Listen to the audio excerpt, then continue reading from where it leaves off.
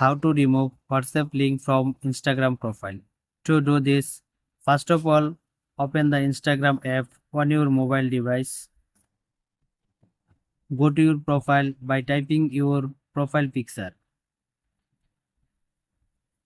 Tap on the Edit Profile button. Look at below your bio section.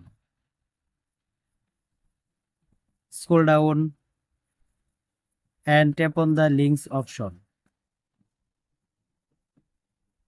Tap on the arrow icon next to the WhatsApp name.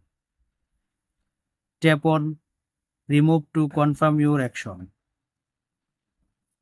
Tap on the Remove icon at the top right of the screen.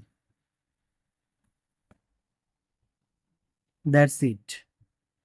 Your WhatsApp link will now be removed from your Instagram bio, and the WhatsApp button will no longer appear on your profile.